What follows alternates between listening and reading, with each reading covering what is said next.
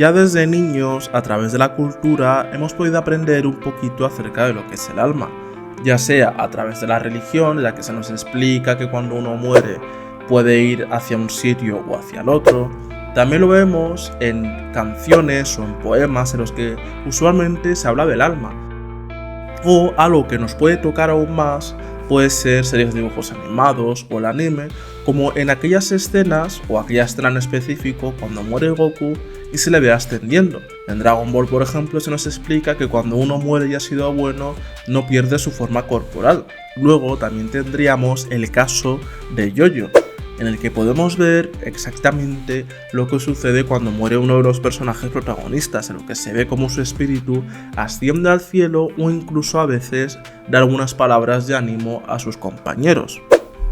Estos elementos, a pesar de lo que mucha gente cree, preceden a la religión. Durante muchos años en la filosofía se ha usado el elemento del alma para hablar acerca de la naturaleza del hombre y cosas por el estilo. Y yo, Rubén, siendo vuestro anfitrión, en el día de hoy os explicaré un poco acerca del alma y cómo Araki, a través de JoJo's Bizarre Adventure, nos lo ha podido dejar o entrever de manera que sea fácil de entender.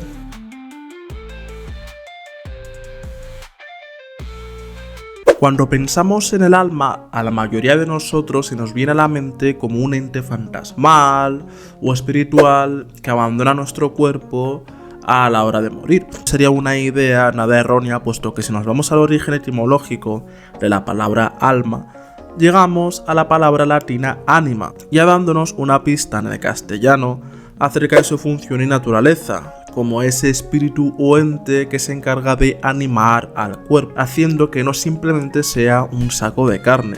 Visto el alma como principio vital, también podemos ver su otra vertiente griega, que de esta palabra vendría la palabra anemos, que significa viento. Palabra sinónima en estas lenguas vendría a ser también espíritus, que en griego significaría psique, que psique también lleva al castellano como la palabra psique, que vendría a darnos la mente. ¿A dónde llegamos con esto? Pues que si nos vamos al origen de nuestra civilización, o por lo menos desde una filosofía judeocristiana, ya tenemos al principio de nuestros relatos, como por ejemplo, cuando se creó el primer hombre, pues le dio el aliento de la vida, o que muchas veces ha estado relacionado el concepto de alma con el viento, como aquello que tú no puedes ver, pero que puedes sentir o que puedes deducir que está ahí.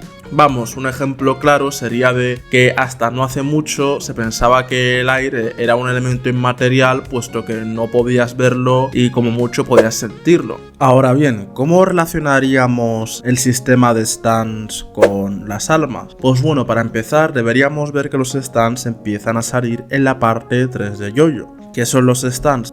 Los stands son la manifestación física del poder del alma. A lo largo de la obra vemos cómo a través de diferentes sucesos, como el contacto con fuerzas místicas o por herencia, es posible adquirir un stand. Ahora bien, podemos encontrar una relación análoga entre el alma y un stand, ya que podríamos ver que sería la manifestación del auténtico ser y la fuerza de voluntad, o sea, de la psique. ¿Y cómo podrían los stands hacernos entender el alma mejor?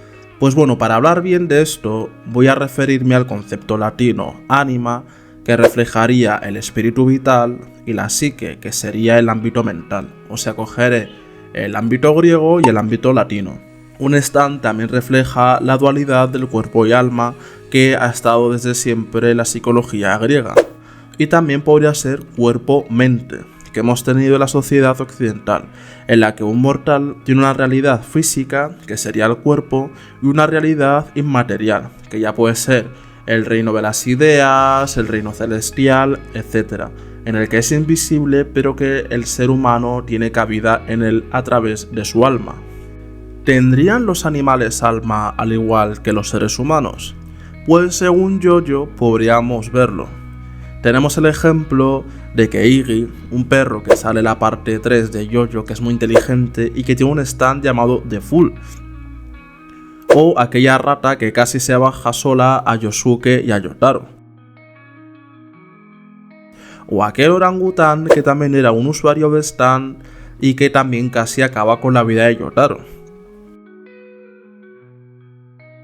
Todos estos animales tenían algo en común, y eran inteligentes, o sea que poseían mente, psique, o si vamos más allá podríamos decir razón, logos.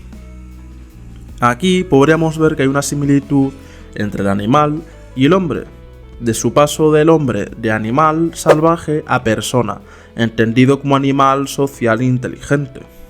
O sea que el hombre en algún punto de la historia pudo haber sido un animal como pudo haber sido Iggy antes de haber adquirido un stand, o sea el alma, y pasó de ser alguien consciente.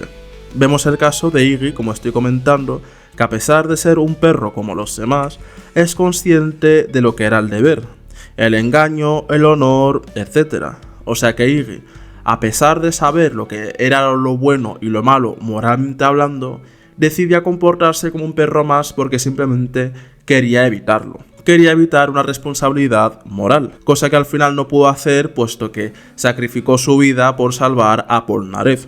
Estos conceptos morales o de razón nos separarían de nuestros ancestros, ya que los más lejanos serían como un animal normal, mientras que hoy en día seríamos o queremos entender que el ser humano tendría el uso de la razón y una psique desarrollada, un alma. Durante el proceso evolutivo de este hombre de las cavernas, hubiera sido consciente de los valores morales en algún momento de la historia.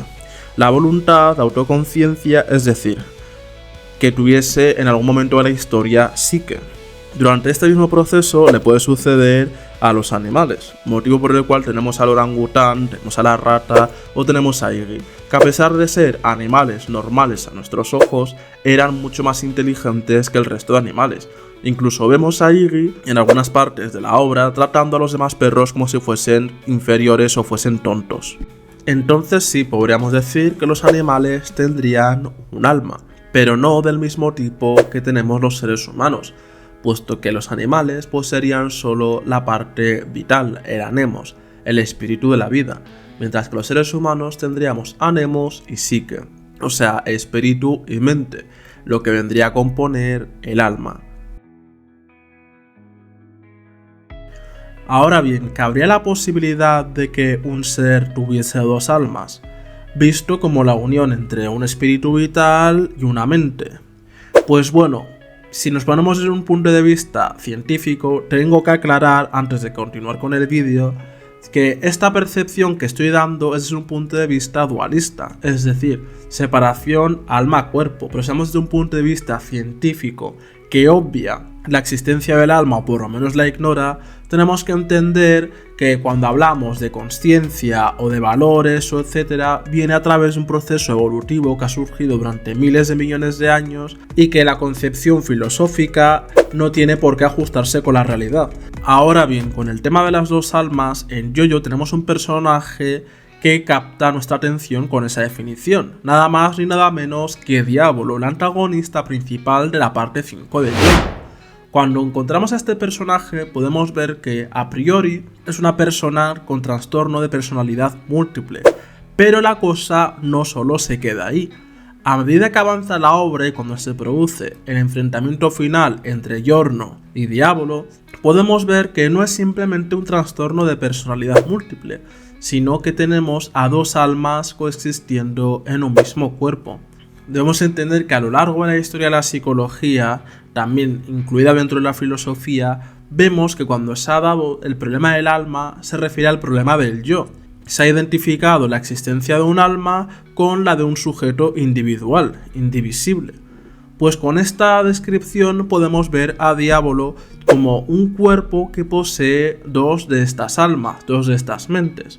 Pero no solo se queda con esa descripción, sino que cada una de ellas es capaz de dar vida a un cuerpo.